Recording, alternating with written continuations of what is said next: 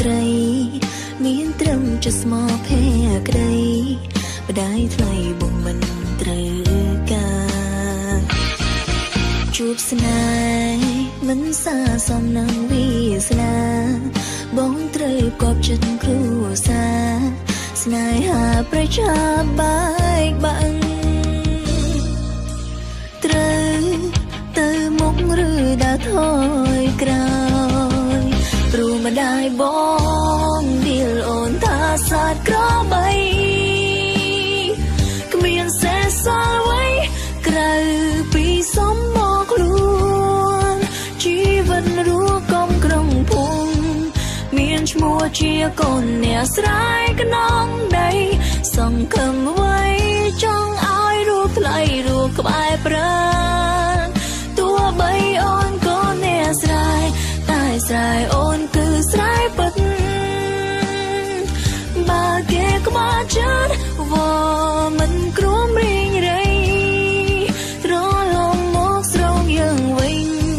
ធ្វើស្រែធ្វើស្រូវដាំដុះពេញផ្ទៃផ្ដើមថ្ងៃថ្មីអូននឹងរូបថ្លៃមិនឃ្លាតឆ្ងាយអូនសង្កាយជីក្នុងក្របី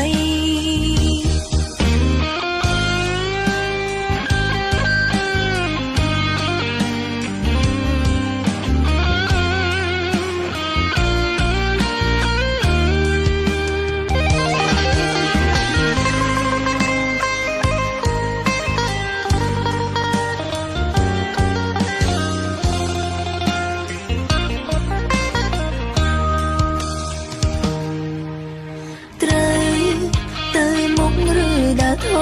យក្រោយព្រោះម្ដាយបងឌីលអូនថាសាទក្របី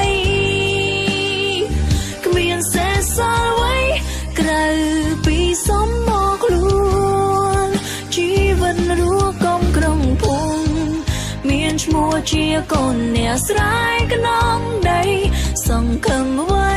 ចង់ឲ្យរូបថ្លៃរូបក្បែរប្រាណ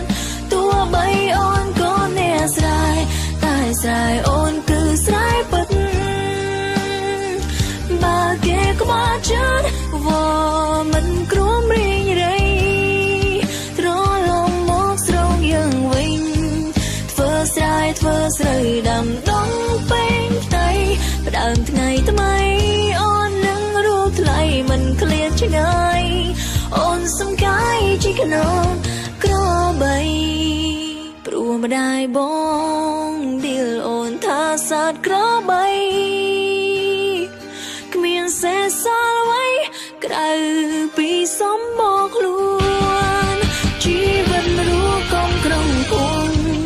មានឈ្មោះជាកូនអ្នកស្រែខ្នងដីសង្ឃឹម